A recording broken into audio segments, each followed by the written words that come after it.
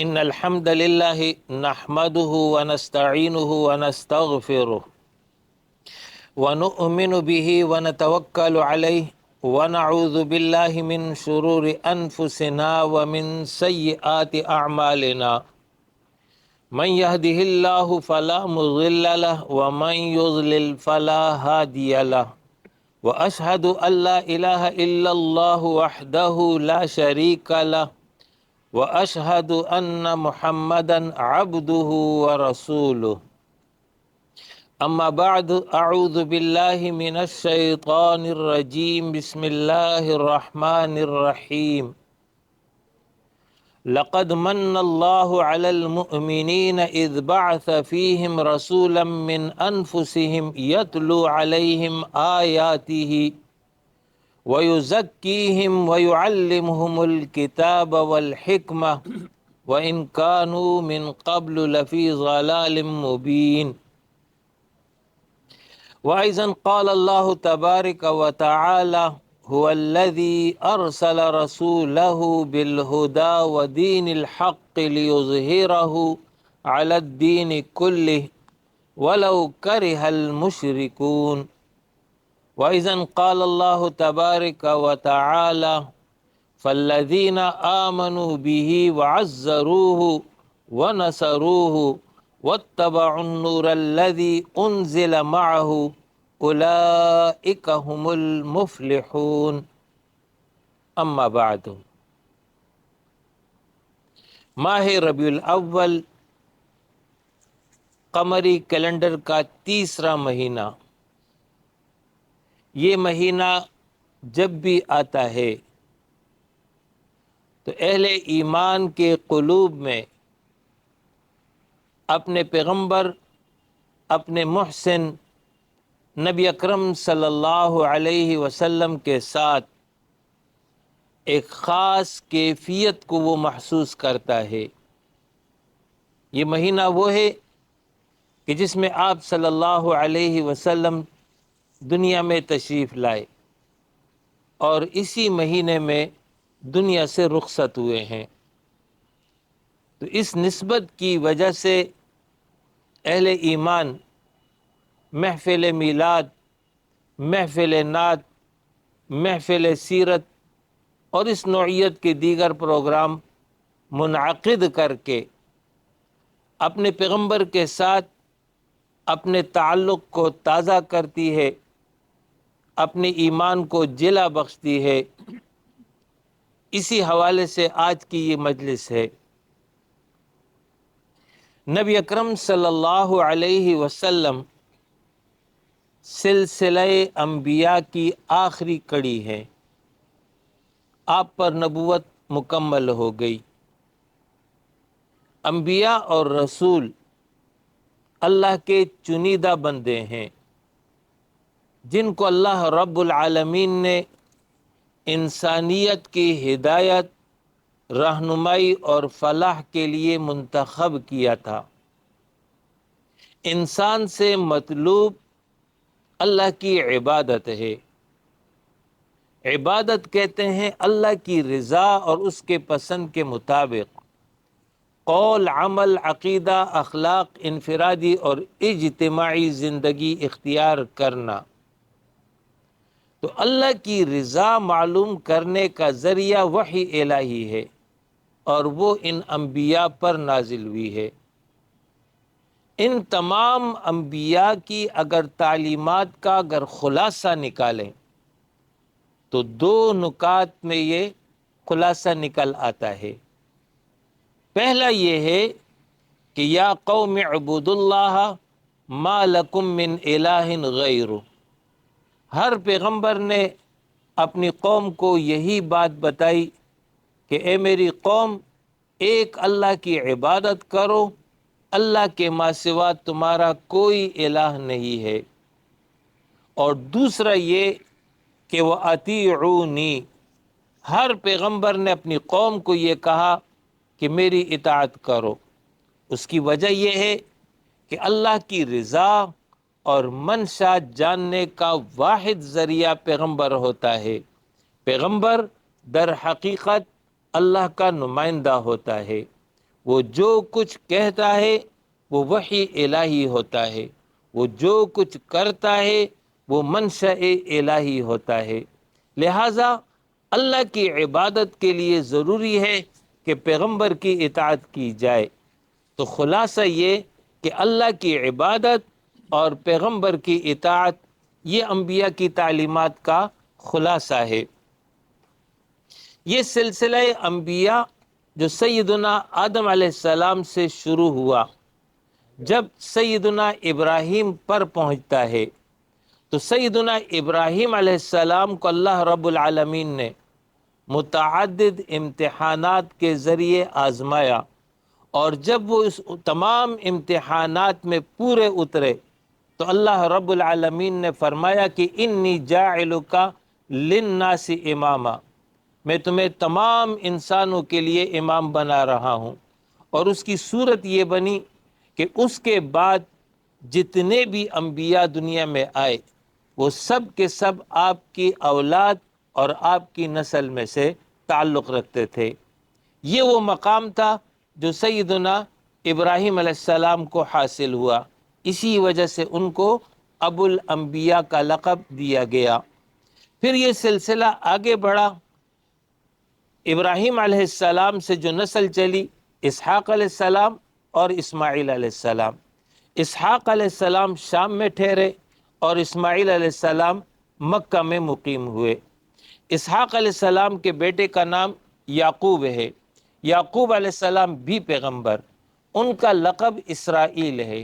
اسرائیل عبرانی زبان میں اس کا معنی ہے عبداللہ یا صفی اللہ، اللہ کا بندہ یا اللہ کا چنیدہ اور پسندیدہ، یہ ان کا لقب تھا۔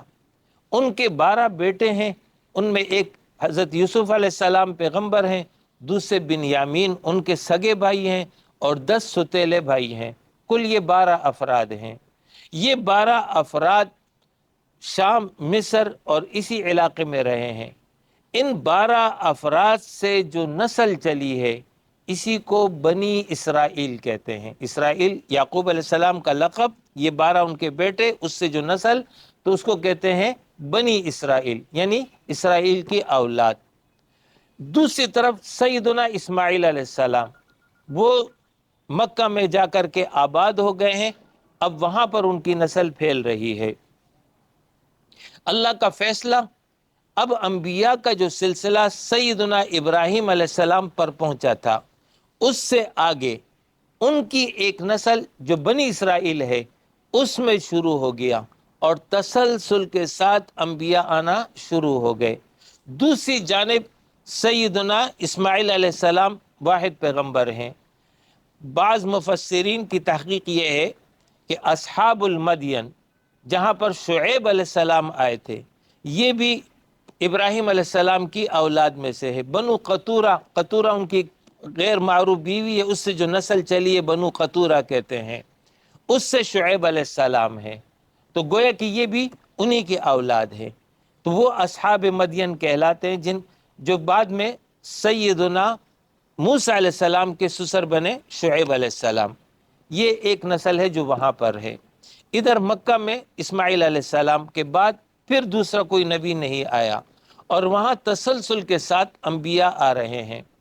آگے چل کر کے ان کے آخری پیغمبر، بنی اسرائیل کے آخری پیغمبر سیدنا عیسیٰ علیہ السلام ہیں۔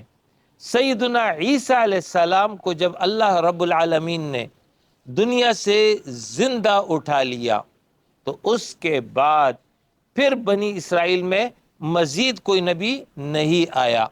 اب اللہ کا فیصلہ یہ تھا کہ اب تک وہ کام جو ایک پیغمبر کرتا تھا، اب وہ کام ایک امت کرے گی، یعنی امت بنی اسرائیل۔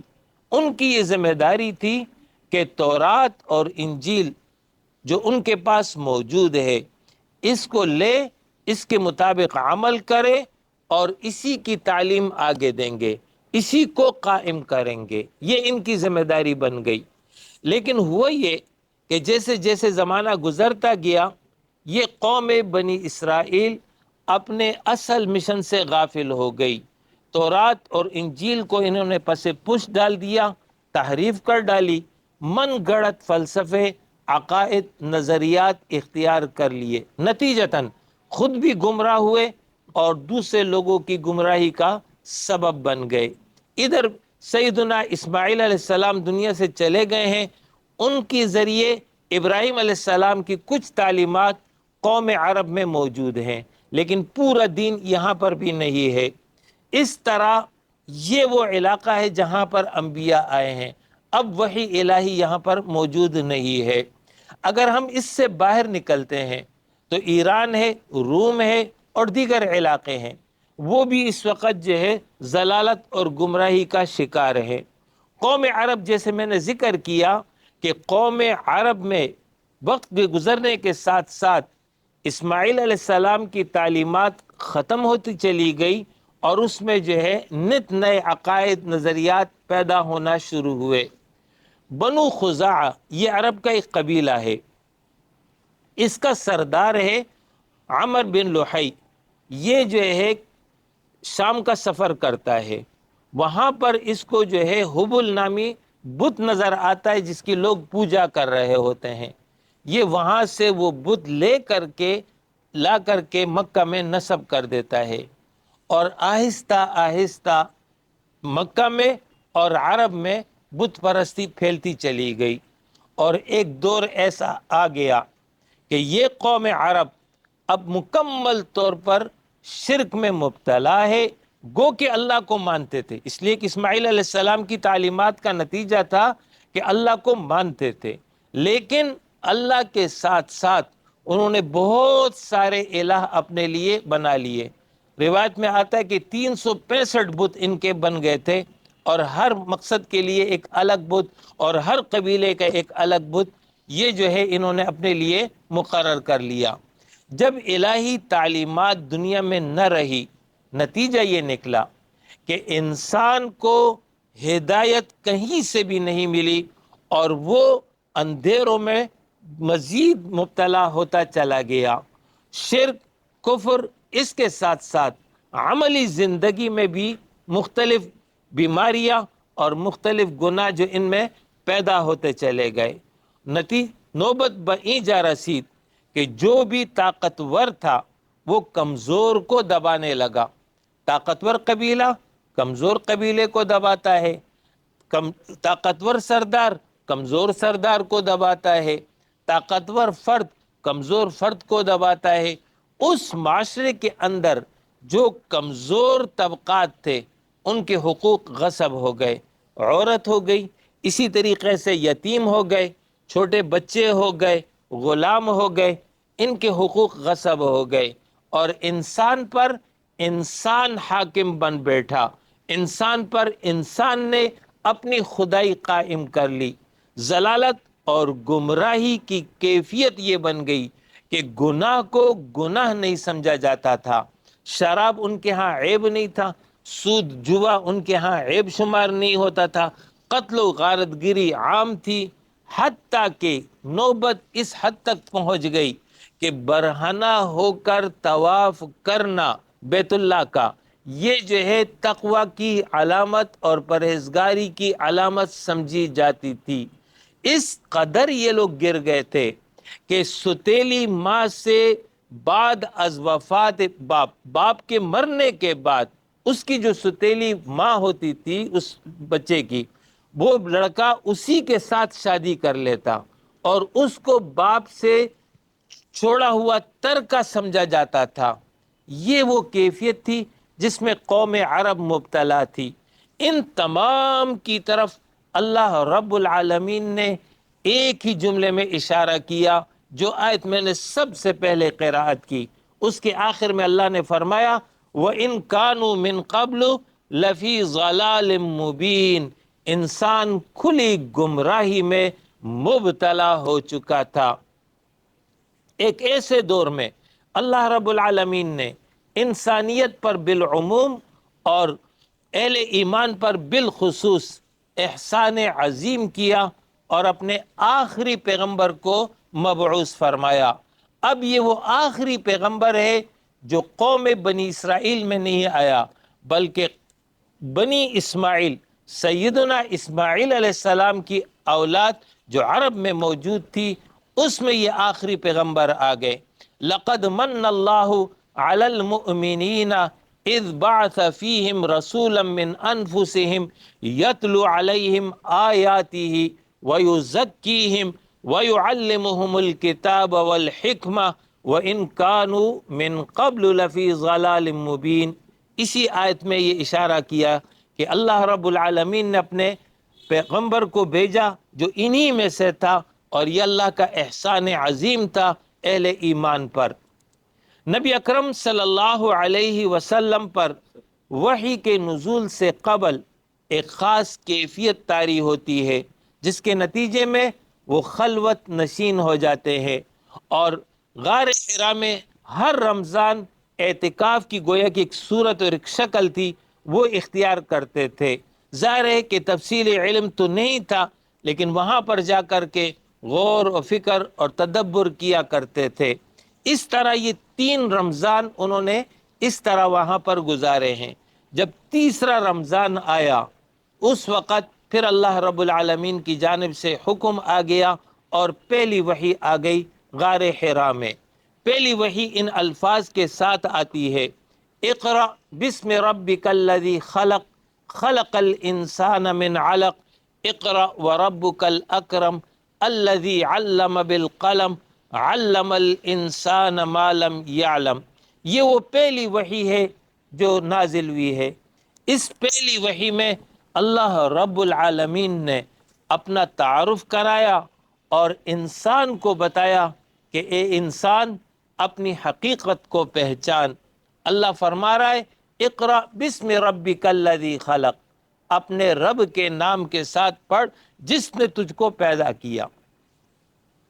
اللہ تمہارا رب ہے۔ رب عربی میں اس کا ایک معنی پروردگار کا ہے، دوسرا معنی مالک کا ہے، اور تیسرا معنی حاکم کا ہے۔ اللہ ہی تمہارا خالق ہے، اللہ ہی تمہارا پرورش کرنے والا ہے، وہی تمہارا مالک ہے، تم اسی کی مملوک ہو۔ اللہ ہی تمہارا حاکم ہے، تم اسی کے آگے مجبور ہو۔ یہ اللہ نے اپنا تعارف کرایا، انسان کو بتایا خلق الانسان من علق، اے انسان اپنی حقیقت کو پہچان، تم خون کے گوشت کے ایک لوتھڑے سے بنے ہوئے ہو، تکبر، فخر، غرور تمہیں روا ہی نہیں ہے، عبودیت تمہارے ساتھ لازم ہے۔ یہ وہ پہلا پیغام تھا جو نشر ہوا۔ اس کے بعد آپ گھر تشریف لاتے ہیں، سیدہ خدیجہ رضی اللہ عنہا کو پورا واقعہ بیان کیا، اور پھر اس کے بعد کچھ وقت گزرتا ہے اور اس کے بعد پھر دوسری وحی آتی ہے۔ اب جب دوسری وحی آتی ہے اس کی صورت یہ بنتی ہے کہ نبی اکرم صلی اللہ علیہ وسلم مکہ میں ایک مقام سے گزر رہے ہیں، پہاڑ ایک سلسلہ ہے، اچانک ایک آواز سنتے ہیں، افق کی جانب دیکھا، وہی فرشتہ جو غار حرا میں آیا تھا اب اصلی شکل میں وہ افق پر موجود ہے، 600 پر ہیں، 2 پروں نے مشرق اور مغرب کو ڈھانپ رکھا تھا۔ یہ منظر جب آپ نے دیکھا، بشر ہونے کے ناطے، انسان ہونے کے ناطے آپ پر ایک طبعی خوف لاحق ہوا، فوراً گھر تشریف لاتے ہیں، زملونی زملونی دثرونی، مجھے کمبل اڑا دو، مجھے چادر اڑا دو۔ ابھی چادر لے کر لیٹے ہی ہوئے تھے کہ وہی فرشتہ اب آپ کے سرہانے پر شکل بدل کر موجود تھا۔ اب پیغام ربانی آ رہا ہے، اور یہ وہ پیغام ہے جس کے ذریعے آپ کو آپ کا مشن حوالے کیا جا رہا ہے۔ یا ایھا المدثر قم فانذر وربک فکبر، اے چادر کمبل اوڑھنے والے کھڑے ہو جاؤ، اب لیٹنے کا وقت نہیں، گوشہ نشینی کا وقت نہیں، میدان عمل میں اترنے کا وقت آ گیا۔ قم فانذر، اٹھو، لوگوں کو خبردار کر دو۔ لوگوں نے جو راستہ اختیار کیا ہے، یہ شرک کا راستہ، کفر کا راستہ، اللہ کی نافرمانی اور کا راستہ، یہ راستہ جہنم کی طرف جا رہا ہے۔ اس کے نتیجے میں اللہ کا غضب ہوگا جو ان کی طرف متوجہ ہو رہا ہے۔ قم فانذر، ان لوگوں کو خبردار کر دو، ان کو ڈرا دو، ان کو جو ہے ان کی حقیقت سے واقف کرا دو۔ وَرَبَّكَ فَكَبِّرْ، تیسرا یہ کہ اپنے رب کی کبریائی کو بیان کرو، اپنے رب کی بڑائی کو بیان کرو، لوگوں کو بتا دو کہ کبریائی اور بڑائی ایک اللہ کی ہے، سپرمیسی اسی کی ہے، حاکم وہی ہے، نظام، قانون، دستور، آئین ایک اللہ کا ہوگا۔ یہ جو انسانوں پر انسان جو حاکم بن بیٹھے ہیں، ان میں سے کسی کو یہ حق حاصل نہیں ہے کہ وہ لوگوں پر اپنی حکومت قائم کرے۔ کہیں پر کسریٰ ہے، کہیں پر قیصر ہے، کہیں پر مقوقس ہے، کہیں پر ابو جہل ہے، کہیں ابو لہب ہے۔ ان میں سے ایک کو بھی یہ اختیار حاصل نہیں ہے کہ وہ زمین پر اپنی بڑائی اور اپنی خدائی قائم کرے۔ بڑائی اور خدائی ایک اللہ کی ہے، باقی سب اس کی مخلوق ہے۔ سب کے لیے لازم ہے کہ اس ایک اللہ کی عبودیت اختیار کر لیں۔ یہ وہ مشن تھا جو آپ کے حوالے کیا گیا۔ آپ کا مشن 5 نکات پر مشتمل ہے۔ پہلا نکتہ تبلیغ دین، بلغ ما انزل الیک، جو وحی آپ پر کی گئی ہے آپ اس کو پہنچا دیجئے۔ نبی اکرم صلی اللہ علیہ وسلم نے اس ذمہ داری کو آخری سانس تک ادا کیا ہے۔ جب آپ دنیا سے رخصت ہو رہے تھے تو تب بھی آپ نے تبلیغ دین اور تعلیم دین کا کام کیا۔ یہ وہ پہلا فریضہ ہے تبلیغ دین کا۔ دوسرا کام اور دوسرا نقطہ آپ کی مشن کا وہ یہ تھا کہ وَيُزَكِّيهِمْ، ان کو پاک کر دیں کہ ان میں جو کفر ہے، شرک ہے اور جو ضلالت کی مختلف شکلیں ہیں، ان تمام چیزوں سے ان کے عقائد کو، افکار کو، نظریات کو، اعمال کو، اخلاق کو پاک اور درست کر دے۔ وَيُزَكِّيهِمْ، یہ وہ دوسرا نقطہ ہے آپ کی مشن کا۔ تیسرا نقطہ تھا وَيُعَلِّمُهُمُ الْكِتَابَ وَالْحِكْمَةَ، ان کو تعلیم کتاب اور تعلیم حکمت یعنی سنت رسول دیں۔ آپ صلی اللہ علیہ وسلم نے اہل ایمان کو قرآن کی تعلیم دی۔ قرآن پر عمل کیسے ہوگا؟ اپنے قول کے ذریعے، اپنے عمل کے ذریعے، کر کے بھی بتایا، زبان سے بھی سمجھایا۔ یہ تیسرا نقطہ ہے آپ کے مشن کا۔ چوتھا نقطہ لِيُظْهِرَهُ عَلَى الدِّينِ كُلِّهِ، اللہ نے آپ کو یہ دین حق دیا ہے، آپ پر وحی بھیجی ہے، آپ کا کام یہ ہے لِيُظْهِرَهُ عَلَى الدِّينِ كُلِّهِ أي لِيُعْلِيَهُ عَلَى الدِّينِ كُلِّهِ، جو دین آپ کو دیا گیا ہے اس دین کو تمام ادیان پر غالب کر دیں، علمی میدان میں بھی اور عملی میدان میں بھی۔ علمی میدان میں بھی اس کی بالادستی کو بیان کریں، دلائل کے ذریعے بیان کرے، اور مخالف اگر نہیں تسلیم کر رہا ہاتو برہانکم، دلیل اپنی پیش کرے۔ دلیل کے میدان میں سب نے شکست تسلیم کی ہے، کوئی بھی حق کا مقابلہ دلیل کے میدان میں نہیں کر سکا۔ یہ وہ اظہار دین تھا جو رسول اللہ صلی اللہ علیہ وسلم نے کیا۔ اس کے ساتھ ساتھ عملی میدان میں آپ نے پریکٹیکل کر کے بتا دیا کہ اگر دنیا کو امن مل سکتا ہے، دنیا کو سکون مل سکتا ہے، انسان کی عزت محفوظ ہو سکتی ہے، انسان اس دنیا میں باوقار زندہ جینا چاہتا ہے، اس کے لیے واحد راستہ دین حق کی پیروی ہے۔ آپ نے پریکٹیکل کر کے دکھا دیا۔ اظہار دین، یہ آپ کے مشن کا چوتھا نقطہ تھا۔ آپ کے مشن کا پانچواں نقطہ ان اقیم الدین، اقامت دین، جو دین آپ کو دیا گیا ہے اس دین کے مطابق دنیا کا نظام قائم کیا جائے۔ انسان کی انفرادی زندگی، انسان کی گھریلو زندگی، انسان کی اجتماعی زندگی اسی دین کے مطابق ہونا چاہیے۔ لہٰذا نبی اکرم صلی اللہ علیہ وسلم نے 23 سالہ دور نبوت میں اس اقامت دین کے فریضے کو ادا کیا اور اس کو مکمل کیا۔ یہ وہ 5 نکات تھے جو آپ کی مشن کے تھے۔ اس مشن کو لے کر کے اب آپ اپنی دعوت کا آغاز کر رہے ہیں۔ پہلے مرحلے پر قریب ترین ساتھیوں کو، خاندان کے قریب ترین جو لوگ تھے ان کو دعوت دی۔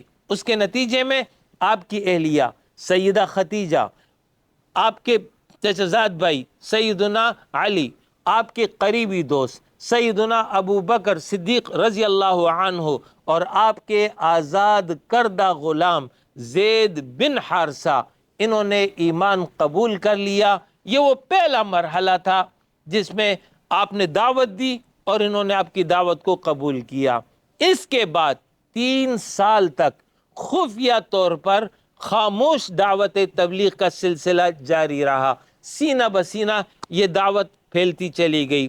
3 سال میں 40 افراد مسلمان ہو جاتے ہیں۔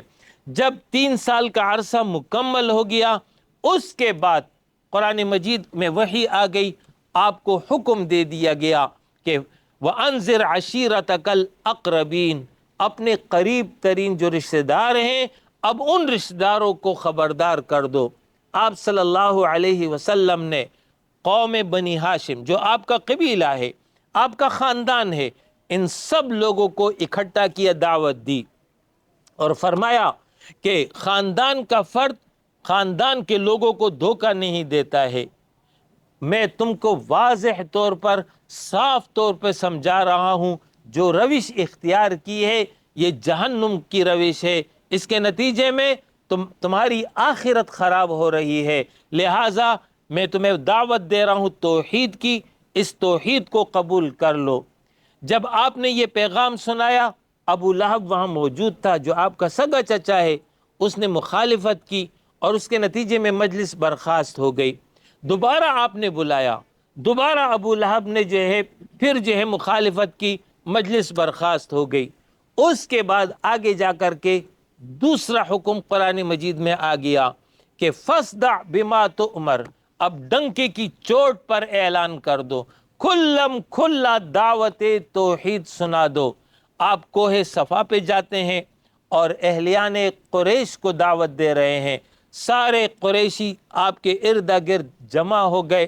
آپ صلی اللہ علیہ وسلم نے سب سے پہلے اپنے بارے میں پوچھا، میرے بارے میں تم لوگوں کی کیا رائے ہے؟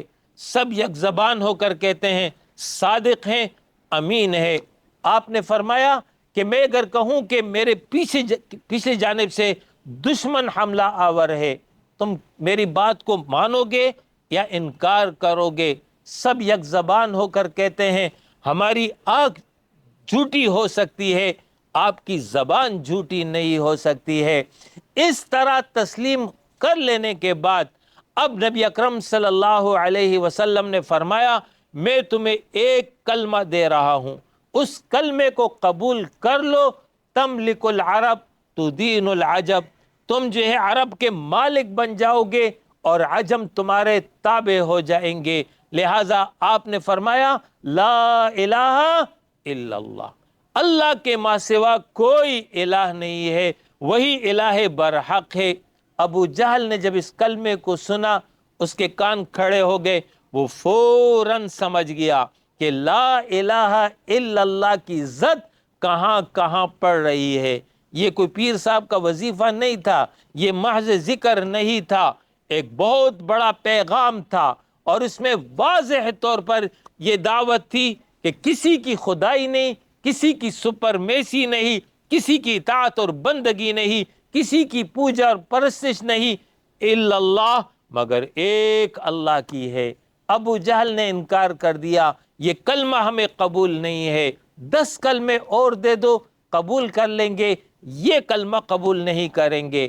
نبی اکرم صلی اللہ علیہ وسلم نے فرمایا میرا یہی کلمہ ہے اور یہی پیغام ہے۔ اس کے بعد اب قرآن مسلسل اتر رہا ہے اور آپ اس کو بیان کر رہے ہیں۔ مشرکین مکہ بالخصوص سرداران مکہ اس صورتحال سے پریشان ہونے لگے کہ لوگ نبی اکرم صلی اللہ علیہ وسلم کی طرف متوجہ ہو رہے ہیں، لہٰذا اس دعوت کو روکا جائے۔ اس غرض کے لیے ابو طالب کے پاس وفد جاتا ہے سرداروں کا کہ اپنے بھتیجے کو سمجھاؤ کہ ہمارے بتوں کو برا نہ کہے اور اس دعوت سے باز آ جائے۔ ابو طالب نے آپ کی سرپرستی کا اعلان کیا تھا، لہٰذا ابو طالب نے کہا میں اپنے بھتیجے کو بلا لیتا ہوں، آپ تمہارے سامنے بات چیت ہو جائے گی۔ نبی اکرم صلی اللہ علیہ وسلم تشریف لاتے ہیں۔ ابو طالب نے کہا بھتیجے یہ تمہارے قوم کے بڑے ہیں، تم سے کچھ کہنا چاہتے ہیں۔ نبی اکرم صلی اللہ علیہ وسلم ہمتن گوش ہو گئے، ان کی بات سننے لگے۔ وہ سرداران مکہ کہنے لگے بھتیجے کیا ہو گیا، تمہارے اندر یک کیا تبدیلی آ گئی، یہ کون سا کلمہ ہے، کون تمہیں سکھلا رہا ہے؟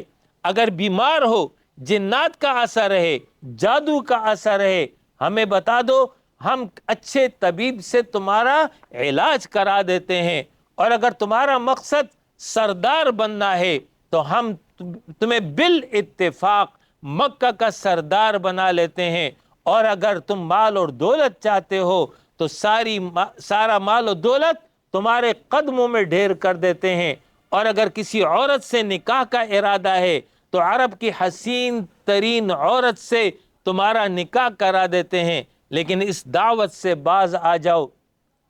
نبی اکرم صلی اللہ علیہ وسلم نے ان کی بات پورے تحمل کے ساتھ سننے کے بعد جو جواب دیا ہے، اس کا مطلب یہ ہے کہ یہ وہ چیزیں ہیں جو تمہارے دائرہ اختیار سے تعلق رکھتی ہیں، اگر تم وہ چیز بھی لا کر دے دو جو تمہارے دائرہ اختیار سے باہر ہے، یعنی ایک ہاتھ میں چاند اور دوسرے ہاتھ میں سورج بھی لا کر کے رکھ دو، میں اس دعوت سے باز آنے والا نہیں ہوں، یا تو یہ کلمہ غالب ہوگا یا میری جان جائے گی، تیسرا کوئی آپشن اس درمیان میں موجود نہیں ہے۔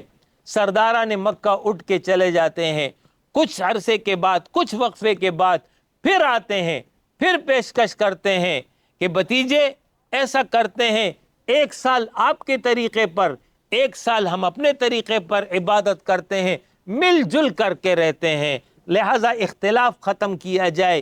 جیسے آج کہا جاتا ہے یہودیت کو بھی قبول کرو، عیسائیت کو بھی قبول کر لو، قادیانیت کو بھی قبول کر لو، مجوسیت کو بھی قبول کر لو، توحید بھی چلتا رہے۔ جو دین ابراہیمی کے نام سے ایک نیا فتنہ اٹھایا جا رہا ہے، یہ وہ مل جل کر کے رہنے کی جو پالیسی ہے، تمام مذاہب مل جل کر کے رہے، حق نہ رہے، باطل کو کوئی برا نہ کہے، یہ وہ پیشکش تھی جو ان کی طرف سے کی گئی۔ اس پر قرآن کی آیت آ گئی، قُلْ يَا أَيُّهَا الْكَافِرُونَ لَا أَعْبُدُ مَا تَعْبُدُونَ، تم کہہ دو کہ اے کافرو، میں ان کی عبادت نہیں کروں گا جن کی تم عبادت کر رہے ہو، نہ تم اس کی عبادت کرتے ہو جس کی میں عبادت کر رہا ہوں، لَكُمْ دِينُكُمْ وَلِيَ دِينِ، تمہارے لیے تمہارا دین، میرے لیے میرا دین۔ حق اور باطل میں کوئی کمپرومائز نہیں ہو سکتا، کوئی لور دو کی بات نہیں ہو سکتی ہے۔ اس کے بعد پھر تیسرا محاذ کھلتا ہے، آپ صلی اللہ علیہ وسلم کے خلاف پروپیگنڈا شروع ہو گیا، مجنون ہے، ساحر ہے، کوئی آ کر کے اس کو پڑھاتا ہے، شاعر ہے، مختلف باتیں ہیں، کاہن کے پاس جا رہا ہے، یہ حربہ بھی ناکام ہو گیا۔ اس کے بعد آپ کے ساتھیوں کو تکلیف اور اذیت دینا شروع کر دیا۔ سیدنا بلال آزمائش سے گزرتے ہیں، سیدنا خباب بن ارد آزمائش سے گزرتے ہیں، سیدنا عمار بن یاسر اور ان کے والدین آزمائش سے گزرتے ہیں۔ صبرن آل یاسر، اے آل یاسر صبر کر لو، موعدکم الجنہ، تمہارے ساتھ میرا وعدہ جنت کا ہے۔ یہ وہ آزمائش ہے جو صحابہ پر آئی، آپ پر جو ہے اونٹ کی اوجڑی لا کر کے ڈال دی گئی، آپ کے راستے میں کانٹے بچھائے گئے، اذیت دینے کی کوشش کی گئی۔ شعب بن ابی طالب 3 سال کے لیے اس گھاٹی میں آپ کو اور آپ کے ساتھیوں کو اور بنو ہاشم جو آپ کے وفادار تھے ان سب کو محصور کر دیا گیا۔ اس طرح یہ عرصہ جو آزمائشوں کا ہے، مکی دور گزرتا چلا جا رہا ہے۔ درمیان میں صحابہ نے پریشان ہو کر کے حبشہ کی جانب بھی ہجرت کر لی ہے۔ اس کے بعد آپ صلی اللہ علیہ وسلم مسلسل دعوت دے رہے ہیں، معمولی لچک آپ نے نہیں دکھائی ہے، ایک ہی بات ہے اور ایک ہی پیغام ہے، لا الہ الا اللہ، اللہ ہی کی عبادت ہوگی، اللہ کے ماں سوا کسی کی عبادت نہیں ہوگی۔ اس کے بعد سن 10 نبوی ابو طالب کا انتقال ہو گیا، اور سیدہ خدیجہ رضی اللہ عنہا ان کا بھی انتقال ہو گیا۔ یہ وہ 2 شخصیات تھی جو آپ کے لیے ایک مضبوط سہارا تھی۔ باہر ابو طالب آپ کی سرپرستی کرتے تھے، آپ گھر تشریف لاتے تھے، باہر کے حالات اور ماحول سے بے چین ہو جاتے تھے، فکر مند ہو جاتے تھے۔ سیدہ خدیجہ آپ کو حوصلہ دیتی، تسلی دیتی۔ یہ دونوں شخصیات جب ایک سال میں وفات پا گئی، نبی اکرم صلی اللہ علیہ وسلم نے اس سال کو عام الحزن قرار دیا، غم کا سال۔ اس کے بعد پھر آپ طائف تشریف لے گئے کہ مکہ والے تو نہیں مانتے، شاید طائف والے تسلیم کر لیں۔ طائف کے سامنے اپنا پیغام نشر کیا، وہاں کے سرداروں نے آپ کی مخالفت کی، اوباش لڑکوں کو آپ کے پیچھے لگا دیا، پتھروں سے مار کر آپ کو لہو لہان کر دیا گیا۔ آپ نے ایک باغ میں جا کر کے پناہ لی، اللہ رب العالمین سے دعا کی۔ جبریل علیہ السلام ان فرشتوں کو لے کر اترتے ہیں جو پہاڑوں پر مأمور ہے کہ اے حبیب آپ ابھی حکم کرے، طائف کی جانب اطراف میں جو پہاڑ ہیں ان دونوں کو ملا دیا جائے اور اہل طائف کو فنا کر دیا جائے۔ نبی اکرم صلی اللہ علیہ وسلم نے فرمایا کہ نہیں، یہ قوم جانتی نہیں ہے، اگر یہ ایمان نہیں لاتے ان کی نسلیں ایمان لے آئیں گی۔ اس کے بعد آپ دوبارہ جو ہے مکہ آ جاتے ہیں۔ بظاہر امید کی کوئی کرن نظر نہیں آ رہی ہے، چاروں طرف سے مخالفت ہے، چاروں طرف سے مخاصمت اور دشمنی ہے۔ آپ صلی اللہ علیہ وسلم کو عین اس موقع پر اللہ رب العالمین نے معراج کا سفر کرا دیا کہ اے حبیب پریشان نہ ہو، اگر زمین والوں نے زمین تنگ کر دی ہے، آسمان تمہارے لیے کھلا ہے۔ حوصلہ دیا، ہمت باندھی، احکامات آ گئے۔ اس کے بعد بیعت عقبہ کا مرحلہ آتا ہے، یثرب جو بعد میں مدینہ بنتا ہے، یہاں کے لوگ حج کے موسم میں آتے ہیں اور عقبہ کے مقام پر منی میں نبی اکرم صلی اللہ علیہ وسلم سے ان کی ملاقات ہوتی ہے، دعوت توحید پیش کی۔ 5 افراد تھے، اسلام قبول کر لیتے ہیں۔ اس کے بعد یہ واپس جاتے ہیں، اگلے سال آتے ہیں، 12 افراد اسلام قبول کرتے ہیں، واپس چلے جاتے ہیں۔ تیسرے سال آتے ہیں، 72 افراد ہیں، اب انہوں نے اسلام قبول کر لیا۔ یہ 13 سال دور مکی ہے جو اپنے اختتام کو پہنچتا ہے۔ اب مشرکین مکہ نے آپ کے قتل کا فیصلہ کر لیا۔ جس رات آپ کے قتل کا ارادہ تھا، اسی رات اللہ رب العالمین نے آپ کو حکم دے دیا کہ یہ بستی اب رہنے کے قابل نہیں ہے، یہاں سے آپ ہجرت کر جائیں۔ آپ جب مکہ سے نکل رہے تھے تو اللہ سے دعا کی کہ اللہ جس بستی سے مجھے نکال سچائی کے ساتھ نکال، اور جس بستی میں داخل کر سچائی کے ساتھ داخل کر، اور میرے لیے ایک سلطان مددگار بنا دے۔ سلطان یعنی طاقت، ایک قوت، ایک حکومت، ایک اختیار کہ جس کے نتیجے میں تیرے دین کا کام کر سکوں۔ اور پھر بالآخر مدینہ پہنچ جاتے ہیں۔ مدینہ میں اول کام مسجد نبوی کی تعمیر ہے۔ تعمیر سے فارغ ہونے کے بعد آپ نے یہ نہیں کہا کہ لوگو یہ میری خانقاہ ہے، یہ میری درگاہ ہے، کسی کو دم و درود چاہیے، وظیفہ چاہیے، ذکر چاہیے، میرے پاس آ جائے۔ رہ گئے تمہارے اجتماعی معاملات، تمہارے سیاسی معاملات، تمہارے عدالتی معاملات۔ عبداللہ بن ابی اور کعب بن اشرف کی سپریم کورٹ موجود ہے، جاؤ اپنا مقدمہ وہاں دائر کرو۔ آپ نے یہ نہیں کہا، بلکہ آپ نے پورے مدینے کا نظام اپنے ہاتھ میں لے لیا۔ وہاں پر یہودی بستے تھے، یہودیوں کو بلایا، ان سے معاہدہ کیا اور ان کو بتا دیا کہ اپنے شخصی معاملات میں، اپنے مذہبی معاملات میں تم خود مختار ہو، جو چاہو کرو، لیکن مدینے پر قانون، نظام، دستور، آئین اب محمد الرسول اللہ صلی اللہ علیہ وسلم کا ہوگا۔ اس طرح یہ وہ میثاق مدینہ ہے جو آپ نے کیا ان کے ساتھ۔ اس کے بعد اگلا سال آتا ہے سن 2 ہجری۔ مشرکین مکہ نے آپ کو اطمینان سے نہیں رہنے دیا، یہاں بھی سازشیں شروع ہوئی۔ بالآخر جو بدر کی صورت میں ایک بڑی جنگ کی شکل اختیار کر لیتی ہے، اس جنگ میں اللہ رب العالمین نے غیبی مدد کر کے آپ کو کامیابی عطا کی۔ 313 جو نہتے تھے، 1000 جو ہر اعتبار سے مسلح تھے، ان پر غالب ہو گئے۔ اگلے سال غزوہ احد ہوتا ہے، پھر اس کے بعد غزوہ خندق کا مرحلہ آتا ہے۔ غزوہ خندق کے موقع پر تمام عرب قبائل متحدہ افواج بن کر کے 10,000 کا لشکر لے کر کے مدینہ کی ایک چھوٹی سی بستی پر حملہ آور ہوتے ہیں۔ اس موقع پر آپ نے حکمت عملی اختیار کی، خندقیں کھود دی تاکہ یہ اندر نہ آ سکے۔ بالآخر وہ باہر رہے، اور پھر اللہ رب العالمین کی طرف سے آندھی آئی اور ان کو جو ہے وہاں سے بھگا دیا گیا۔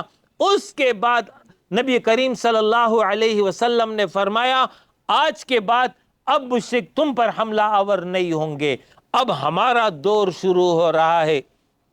اگلا سال سن 6 ہجری ہے۔ سن 6 ہجری میں آپ نے عمرہ کی ادائیگی کا فیصلہ کیا۔ حدیبیہ کے مقام پر مشرکین نے راستہ روک لیا، اس کے نتیجے میں صلح حدیبیہ ہوتی ہے، 10 سال کی جنگ بندی ہو جاتی ہے۔ لہٰذا جب آپ کو امن کا دور نصیب ہو گیا، اس موقع پر آپ نے اپنے صحابہ کو سفیر بنا کر کے دنیا کے تمام بڑے بڑے حکمرانوں کی طرف روانہ کر دیا، اس پیغام کے ساتھ کہ یہ پیغام ہے محمد الرسول اللہ صلی اللہ علیہ وسلم کی طرف سے۔ پیغام یہ ہے کہ لا الہ الا اللہ و انی رسول اللہ، اللہ کے ماں سوا کوئی الہ نہیں ہے اور میں اللہ کی جانب سے رسول مقرر کیا گیا ہوں۔ اسلم تسلم، اسلام قبول کر لو بچ جاؤ گے۔ یہ خط جب ان بادشاہوں تک پہنچتا ہے، کسی نے احترام کیا، کسی نے عزت دی، کسی نے خط پھاڑ دیا، اس طرح جو ہے تمام دنیا میں یہ خبر نشر ہو گئی کہ محمد الرسول اللہ صلی اللہ علیہ وسلم کوئی مصلح نہیں ہے، کوئی مبلغ نہیں ہے، کوئی مخصوص ایجنڈا، کوئی محدود پیمانے کا پروگرام لے کر نہیں آئے ہیں، بلکہ نبی اکرم صلی اللہ علیہ وسلم عالمگیر نظام کے علم بردار ہیں، ہم گیر نظام کو لے کر آئے ہیں جو کل کا کل اللہ کے حوالے کر دینے کی بات کر رہے ہیں۔ اس طرح پوری دنیا میں یہ پیغام نشر ہو گیا۔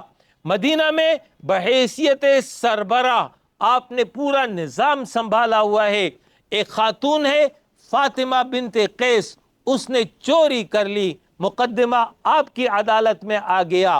اس موقع پر وہ بڑے خاندان کی لڑکی تھی، سفارشی تلاش کیا گیا، اسامہ بن زید جس کو آپ پوتی کی نظر سے دیکھتے تھے، وہ سفارشی بن کر سامنے آ گیا۔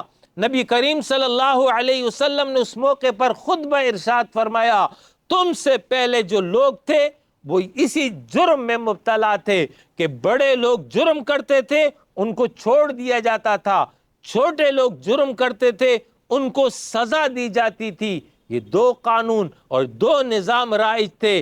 فرمایا خدا کی قسم فاطمہ بنت محمد بھی چوری کرتی میں اس کا بھی ہاتھ کاٹ دیتا۔ یہ وہ نظام تھا، نظام عدل تھا جو آپ نے قائم کیا تھا، لیقوم الناس بالقسط، تاکہ لوگ انصاف پر قائم ہو جائے۔ آپ بازار کا چکر لگاتے ہیں، گندم دیکھتے ہیں، اس کے ڈھیر میں اپنا ہاتھ ڈال دیتے ہیں اور دیکھا کہ باہر سے سوکھی گندم ہے اور اندر گیلی خراب گندم ہے، گویا کہ دھوکہ دیا جا رہا ہے۔ فرمایا جو دھوکہ دے وہ ہم میں سے نہیں ہے۔ اس طرح آپ نے جو ہے ایک ایک چیز کی جانب توجہ کی، پورے نظام میں تبدیلی پیدا کی۔ قرآن مجید 114 سورتوں پر مشتمل ہے۔ 86 سورتیں یہ وہ ہیں جو مکہ میں نازل ہوئی، 13 سال دور مکی ہے، اس میں 86 سورتیں نازل ہوئی ہیں، اور دور مدنی اس میں 28 سورتیں نازل ہوئی ہیں۔ دور مکی میں جتنی بھی سورتیں ہیں اس میں عقائد ہیں، اخلاقیات ہیں، سابقہ قوم کے احوال ہیں، دلائل توحید، ان پر جو ہے یہ صورتیں مشتمل ہیں۔ اجتماعی زندگی سے متعلق ایک بھی حکم نہیں آیا، اس لیے کہ اس پر عمل ممکن نہیں تھا۔ اور 13 سال جب دور مکی ختم ہوا تو 250 افراد مسلمان تھے۔ اب دور مدنی ہے، دور مدنی میں سورہ البقرہ، سورہ آل عمران، سورہ النساء، سورہ المائدہ، سورہ انفال، سورہ توبہ، سورہ النور، سورہ الاحزاب، پھر سورہ حجرات، پھر سورہ محمد، اور اس کے بعد پے در پہ صورتیں نازل ہوئی، اور ان تمام صورتوں میں انسانوں کے انفرادی اور اجتماعی زندگی سے متعلق احکامات اور تعلیمات آنا شروع ہوئی، تنزیل ہو رہی تھی، نازل ہو رہی تھی، اور ساتھ ساتھ نافذ بھی ہو رہا تھا۔ تنزیل اور تنفیذ دونوں عمل ساتھ ساتھ جاری تھے۔ لہٰذا 10 سال کا یہ عرصہ ہے، اس 10 سال کے عرصے میں پورا دین آپ کو عطا ہوا ہے۔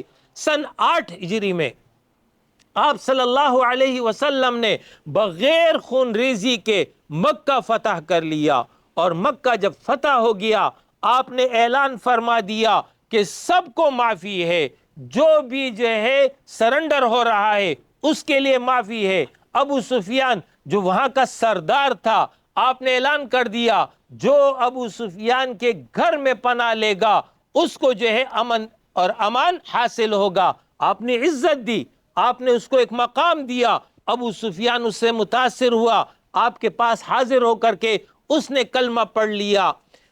اس کے بعد جب مکہ مکمل طور پر آپ کے کنٹرول میں آ گیا، اور وہ لوگ جنہوں نے آپ کے خلاف 21 سال تک دشمنی کی، 13 سال دور مکی ہے اور 8 سال یہ دور مدنی ہے، کل یہ 21 سال کا عرصہ ہے۔ اس 21 سال تک جن لوگوں نے آپ کی دشمنی کی، آپ کے صحابہ کو شہید کیا، آپ کے خلاف بدر اور احد اور خندق میں آئے، اب آپ کے سامنے کھڑے ہیں۔ نبی کریم صلی اللہ علیہ وسلم نے پوچھا تم لوگوں کے ساتھ کیا معاملہ کیا جائے؟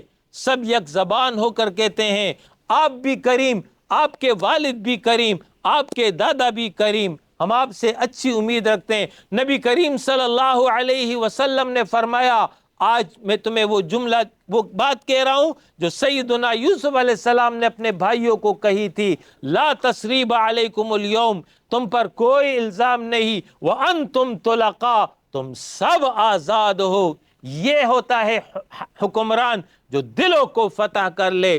اکرمہ بن ابی جہل، جو ابو جہل کا بیٹا، ابو جہل جس کے بارے میں نبی کریم صلی اللہ علیہ وسلم نے فرمایا فرعون هذه الامہ، اس امت کا فرعون۔ اکرمہ جب یہ سنتا ہے کہ نبی کریم صلی اللہ علیہ وسلم غالب آگے مکہ میں، وہ وہاں سے فرار ہوتا ہے، جدہ پہنچتا ہے، کشتی میں سوار ہوتا ہے، کشتی بھنور میں پھنس جاتی ہے، مشرکین اس موقع پر اللہ کو پکارتے ہیں۔ اکرمہ کہنے لگا اپنے اپنے بتوں کو پکارو، مشرکین کہنے لگے یہاں کوئی بت کام نہیں آئے گا، یہاں ایک اللہ کام آئے گا۔ اکرمہ نے کہا کہ یہی بات تو پیغمبر کہتا تھا، لہٰذا اس کے بعد انہوں نے اللہ سے وعدہ کر لیا کہ اگر میں اس بھنور سے نکل آیا، میں بچ گیا، میں تو کلمہ قبول کر لوں گا۔ اللہ کا فیصلہ، کشتی ساحل سے ٹکرا گئی، وہ سیدھا مکہ آتا ہے، آپ صلی اللہ علیہ وسلم کے سامنے 2 زانو ہو کر بیٹھ جاتا ہے، اشہد اللہ الہ الا اللہ و اشہد ان محمد رسول اللہ، کلمہ قبول کر لیتا ہے۔ وحشی جس نے آپ کے چچا سیدنا حمزہ رضی اللہ عنہ کو احد میں شہید کیا تھا، سیدنا حمزہ رضی اللہ عنہ یہ وہ عظیم صحابی ہیں جو آپ کے چچا بھی ہیں اور آپ کے دودھ شریک بھائی بھی ہیں اور آپ کے ہم عمر ہیں۔ اس وجہ سے آپ دونوں میں، سیدنا حمزہ اور نبی کریم صلی اللہ علیہ وسلم میں بہت زیادہ انسیت تھی، بہت زیادہ قربت تھی۔ جب نبی صلی اللہ علیہ وسلم نے دعوت توحید پیش کی تھی، اس موقع پر سیدنا حمزہ نے اسلام نہیں قبول کیا تھا، لیکن آپ کا ساتھ وہ دے رہے تھے، آپ کی حفاظت کرتے تھے۔ ایک موقع پر ابو جہل نے جب نبی صلی اللہ علیہ وسلم کو تکلیف پہنچائی اور اس کی خبر آپ کو ہوئی، سیدنا حمزہ گئے اور ابو جہل کی خیر خبر لے لی، اور آ کر کے نبی کریم صلی اللہ علیہ وسلم سے کہنے لگے بھتیجے خوش ہو جاؤ، میں نے تمہارا بدلہ لے لیا۔ نبی کریم صلی اللہ علیہ وسلم نے فرمایا چچا میں تو خوش نہیں ہوں۔ کب خوش ہوگے؟ اس وقت خوش ہوں گا جب تم میرا کلمہ قبول کر لو گے۔ یہ بات ان کے دل پہ لگی اور انہوں نے جو ہے اسی وقت کلمہ قبول کر لیا، اس طرح وہ مسلمان ہو گئے۔ یہ ہے وہ تعلق جو ان دو کے درمیان تھی۔ ان کی شہادت پر نبی کریم صلی اللہ علیہ وسلم کو شدید صدمہ پہنچا تھا۔ اس کا قاتل وحشی مکہ فتح ہونے کے بعد آپ صلی اللہ علیہ وسلم کی خدمت میں حاضر ہو جاتا ہے، کلمہ قبول کر لیتا ہے۔ نبی کریم صلی اللہ علیہ وسلم نے اسے بھی معاف کر دیا، صرف اتنا فرما دیا کہ میری مجلس میں آؤ تو میرے سامنے مت بیٹھو، اس لیے کہ تمہیں دیکھتا ہوں چچا یاد آ جاتے ہیں، بے ساختہ آنکھوں سے آنسو جاری ہو جاتے ہیں، لہٰذا اپنی مجلس سے منع نہیں کرتا ہوں، لیکن دائیں اور بائیں بیٹھنا۔ یہ وہ آپ صلی اللہ علیہ وسلم کا عفو اور درگزر تھا۔ حبار بن اسود یہ وہ شخص ہے جس نے آپ کی بڑی صاحبزادی سیدہ زینب کو جب وہ ہجرت فرما رہی تھی اور وہ اونٹ کے کجاوے پر تھی، نیزہ مارا، جس کے نتیجے میں وہ نیچے گری، زخمی ہو گئی، پیٹ پر بچہ تھا، بچہ فوت ہو گیا۔ اس کی خبر نبی کریم صلی اللہ علیہ وسلم تک پہنچی، آپ کو شدید صدمہ پہنچا۔ یہی حبار بن اسود ہے، مکہ فتح ہو چکا ہے، نبی کریم صلی اللہ علیہ وسلم ایک مقام پر موجود ہیں، حبار کو پتہ چلتا ہے، حبار وہاں جاتا ہے اور جاتے ہی کلمہ پڑھ لیتا ہے۔ نبی کریم صلی اللہ علیہ وسلم نے فرمایا حبار جاؤ، میں نے تمہیں معاف کر دیا۔ اس طرح لوگوں کو انہوں نے معاف کیا، لوگوں کو قریب لایا۔ محبت فاتح عالم، یہ وہ آپ صلی اللہ علیہ وسلم کا اسوہ حسنہ ہے، آپ کی تعلیمات ہیں۔ مکہ جب فتح ہو گیا اس کے بعد غزوہ حنین ہوتا ہے، غزوہ طائف ہوتا ہے، پھر اگلے سال غزوہ تبوک کا مرحلہ آتا ہے، اس کے بعد حجۃ الوداع کا موقع آ جاتا ہے۔ حجۃ الوداع جب آپ ادا فرما رہے تھے اس وقت کم و بیش 1,40,000 صحابہ آپ کے ارد گرد موجود ہیں، اور پورا جزیرۃ العرب، جہاں جہاں عرب قوم تھی، پورا جزیرۃ العرب میں 5 لاکھ نفوس انسان موجود ہیں۔ ان میں ایک بھی مشرک نہیں تھا، ان میں ایک بھی اسلام کا مخالف نہیں تھا، سب نے کلمہ قبول کر لیا تھا۔ اس طرح وہ مشن لِيُظْهِرَهُ عَلَى الدِّينِ كُلِّهِ، اس دین کو تمام ادیان پر غالب کر دے۔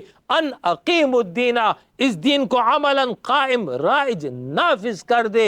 آپ صلی اللہ علیہ وسلم نے اپنی زندگی میں اس مشن کو مکمل کیا، اور جب آپ خطبے سے فارغ ہوئے صحابہ سے پوچھا اے میرے صحابہ گواہی دیتے ہو جو ذمہ داری مجھ پر عائد ہوئی تھی میں نے وہ ادا کر دی؟ قم فانذر وربک فکبر۔ آپ صلی اللہ علیہ وسلم کا یہ پیغام صحابہ نے سنا، تمام صحابہ یک زبان ہو کر کہتے ہیں ہم اس بات کی گواہی دیتے ہیں آپ نے اپنے مشن کو مکمل کیا۔ آپ صلی اللہ علیہ وسلم نے آسمان کی طرف اشارہ کیا، اے میرے رب تو بھی گواہ ہو جا، تیرے بندے گواہی دے رہے ہیں، میں نے اپنی ذمہ داری پوری کر لی۔ اس موقع پر آخری احکامی آیت اترتی ہے، اس کے بعد کوئی حکم نہیں آیا۔ آیات نازل ہوئی ہیں لیکن اس میں شرعی احکام نہیں تھے، شرعی حکم یہی آخری ہے جو نازل ہو رہا ہے۔ اليوم اکملت لکم دینکم واتممت علیکم نعمتی ورضیت لکم الاسلام دینا۔ اللہ فرما رہا ہے آج میں نے تمہارے لیے تمہارا دین مکمل کر دیا اور اپنی نعمت یعنی قرآن تام کر دی، جتنے احکامات اترنے تھے اتر گئے، جتنی ہدایات دینی تھی وہ دے دی گئی، اور اللہ کا شہنشاہ والا انداز رضیت لکم الاسلام دینا۔ اللہ فرما رہا ہے میں نے تمہارے لیے دین اسلام کو پسند کر لیا، آج کے بعد اب تمہارے پاس کوئی عذر باقی نہیں ہے، دین آ گیا، دین کامل ہو گیا، دین قائم ہو گیا، دین نافذ ہو گیا، لہٰذا آج کے بعد اب انسانوں نے اسی دین کے مطابق عمل کرنا ہے، اور جو کوئی اس دین کو چھوڑ کر کے کوئی اور دین اختیار کرے گا، کسی اور نظام کی پیروی کرے گا، کسی اور کا کلمہ بلند کرے گا، فَلَن يُقْبَلَ مِنْهُ، اس سے ہرگز قبول نہیں کیا جائے گا۔ نبی کریم صلی اللہ علیہ وسلم نے صحابہ کو حکم دے دیا، جو ذمہ داری مجھ پر تھی اب یہ ذمہ داری تمہارے اوپر ہے، اسی مشن کو لو، اسی پیغام کو لو اور اس کو آگے تک پھیلا دو۔ اس کے بعد صحابہ اٹھتے ہیں، کنتم خیر امت اخرجت للناس تأمرون بالمعروف تنہون عن المنکر، تم بہترین امت ہو جسے لوگوں کے لیے برپا کیا گیا، تمہارا کام ہے نیکی کا حکم دو گے، لوگوں کو برائی سے روکو گے۔ پھر دنیا نے وہ منظر دیکھا، سیدنا عمر فاروق کا دور ہے، ایران فتح ہوتا ہے، روم فتح ہوتا ہے، مصر فتح ہوتا ہے، ایک وسیع رقبہ کلمہ لا الہ الا اللہ محمد الرسول اللہ کے زیر نگی آ جاتا ہے، اور نبی اکرم صلی اللہ علیہ وسلم کی وہ پیشن گوئی پوری ہوتی ہے کہ صنعا اور یمن اس درمیان ایک خاتون سفر کرے گی، اس کو سوائے درندے کے کسی کا خوف نہیں ہوگا، وہ سونے سے لدی ہوئی ہوگی۔ وہ منظر بھی لوگوں نے اپنی آنکھوں سے دیکھا کہ جب لوگ زکوٰۃ لے کر نکلتے تھے لیکن زکوٰۃ لینے والا کوئی نہیں ہوتا تھا۔ یہ وہ نظام تھا جو نبی کریم صلی اللہ علیہ وسلم نے دیا، جس نے دنیا کو امن دیا، جس نے دنیا کو عزت دی، جس نے دنیا کو سرخوری سے سرفراز کیا، لوگوں کی جان، مال، عزت، آبرو محفوظ تھی۔ یہی وہ نظام تھا۔ جب تک دنیا میں یہ قائم رہا، دنیا میں جو ہے اہل ایمان سرخرو رہے، کامیاب رہے۔ جب امت نے اپنے اس مشن سے غفلت برتی اور اس سے لا تعلق ہوتے چلے گئے تو نتیجہ زوال کی صورت میں آ گیا۔ بر صغیر میں انگریزوں کا غلبہ ہو گیا، پوری دنیا میں مسلمانوں کی حاکمیت وہ آہستہ آہستہ مٹتی چلی گئی، سلطنت عثمانیہ بھی ختم ہو گئی۔ وہ امت جس کو دنیا کی قیادت کرنی تھی، جس کو دنیا کی امامت کرنی تھی، اب جو ہے وہ دنیا کے اندر ایک کمزور قوم کی حیثیت سے موجود ہے، جبکہ نبی کریم صلی اللہ علیہ وسلم نے فرمایا نصرت بالرعب، اللہ نے میری مدد کی ہے رعب کے ذریعے۔ صحابہ کے بارے میں آتا ہے 1000 کلومیٹر دور دشمن ہوتا تھا، جب اس کو پتہ چل جاتا کہ صحابہ آ رہے ہیں تھر تھر کانپنے لگ جاتا تھا۔ اس دلغابہ یہ صحابہ کا لقب تھا۔ اس دن جمع ہے اسد، اسد عربی میں شیر کو کہتے ہیں۔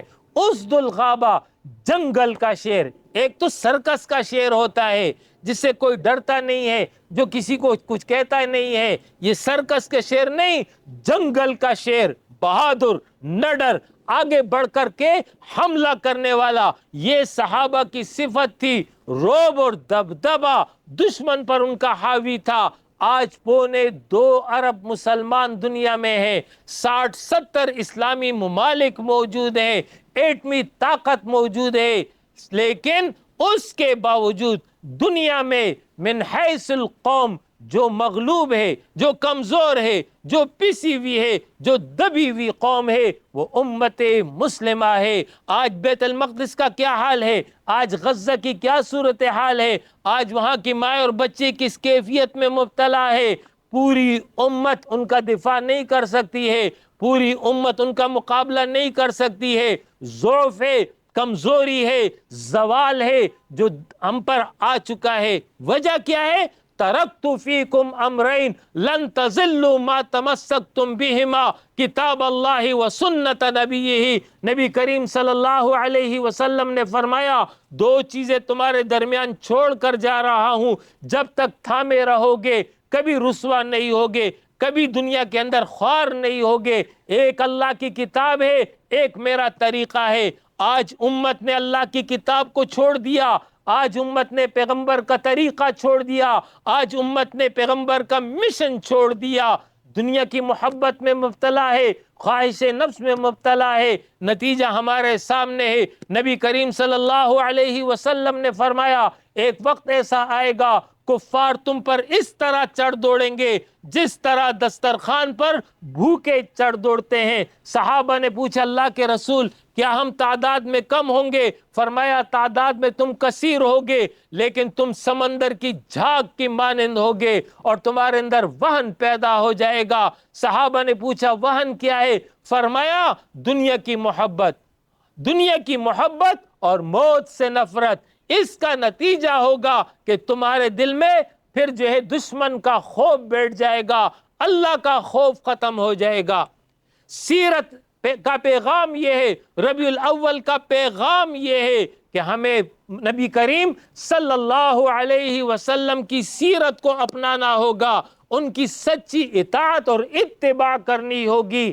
وہ جو اقبال نے کہا ہے کہ محمد سے وفا تو نے تو ہم تیرے ہیں، یہ جہاں چیز ہے کیا لوح و قلم تیرے ہیں۔ یہ بظاہر اقبال کہہ رہا ہے، در حقیقت یہ پیغام ربانی ہے جس کو اقبال نے اپنے اشعار میں بیان کیا کہ اے لوگو، اگر تم نے پیغمبر کی اطاعت کر لی، پیغمبر کی غلامی اختیار کر لی، پیغمبر کے ساتھ وفا کر لی، تو اللہ فرما رہا ہے یہ دنیا کیا ہے اور دنیا کی قدر و قیمت کیا ہے، میں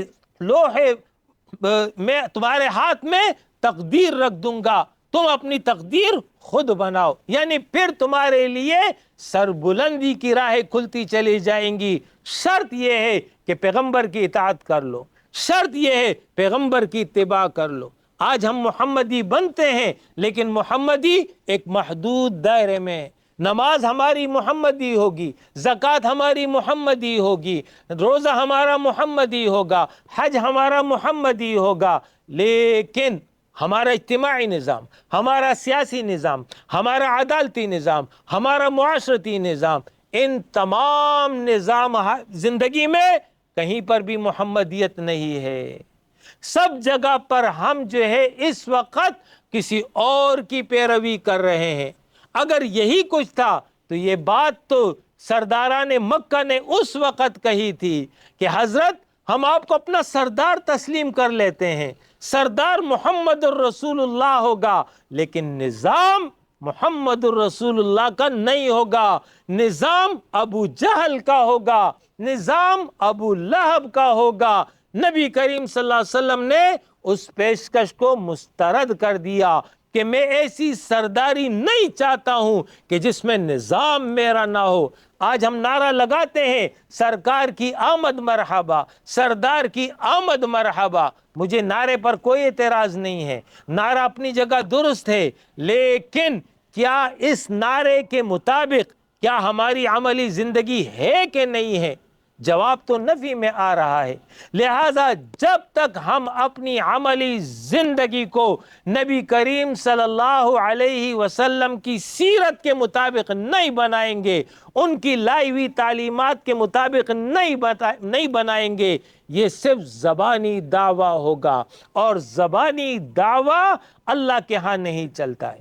لہٰذا ہمیں پلٹنا ہوگا، بدلنا ہوگا، اور ابتدا اپنی ذات سے کرنی ہوگی۔ اس 6 فٹ کے بدن پر اللہ کی حاکمیت ہو، پیغمبر کا نظام ہو، اس کے بعد ہمارا گھر ہے، اس گھر میں اللہ اور اس کے رسول کی تعلیمات کے مطابق عمل ہو، اس کے بعد ہماری اجتماعی زندگی ہے، اس اجتماعی زندگی میں بھی ہمیں جو ہے اپنے آپ کو بدلنا ہوگا۔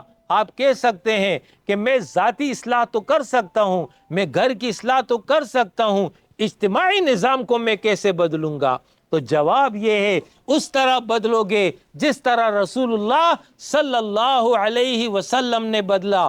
آپ نے سب سے پہلے صحابہ کو تیار کیا، ان کی تربیت کی، تطہیر افکار، تعمیر سیرت۔ جب صحابہ کی اجتماعیت تیار ہو گئی، اس کے ذریعے اصلاح معاشرے کا کام لیا، اس کے ذریعے انقلاب امامت کا کام لیا۔